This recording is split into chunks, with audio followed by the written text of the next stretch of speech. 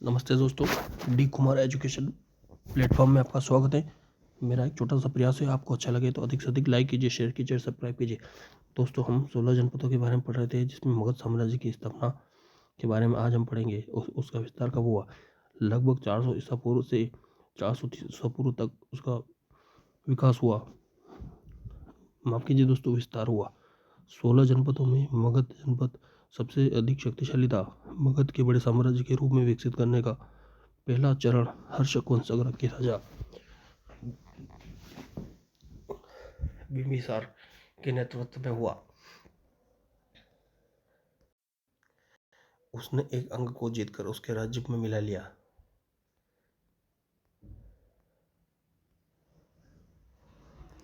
इसके अलावा उसने वैवाहिक संबंधों के माध्यम से अन्य राज्यों से मधुर संबंध बनाए।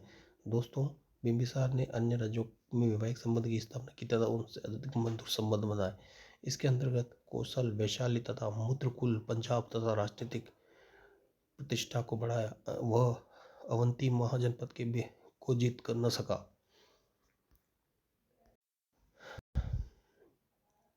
तो उसने वहां के शासक चंड प्रघोत से मित्रता कर ली और मगध को ईसा पूर्व 6ठी शताब्दी में सबसे अधिक शक्तिशाली राज्य बना दिया।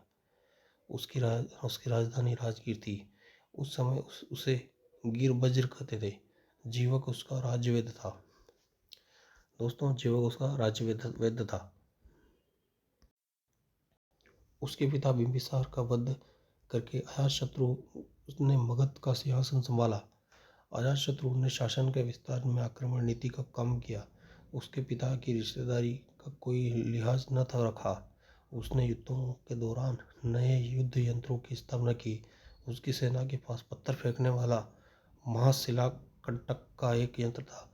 इसके पास एक ऐसा रथ था जिसमें गदा ऐसा हथियार जुड़ा हुआ था उससे युद्ध के लोगों को बड़ी संख्या में मारा जा सके। इस यंत्र का नाम रथ मुसल था।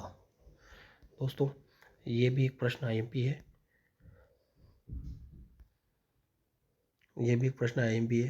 जैसे यहाँ के महाशिलांकट किसे कहते हैं और रथ मुसल कहते हैं। महाशिलांकट सेना के पास पत्थर फेंकने का यंत्र था और रथ मुसल जिसमें गदा जैसा हथियार जुड़ा था और उसे युद्ध में फेंकने की बड़ी संख्या में मारा जा सके। दोस्तों, ये भी एक यंत्र था। अजातशत्रु ये भी हथियार था दोस्तों, लेकिन इसका नाम यंत्र के रूप में दर्शाया गया है।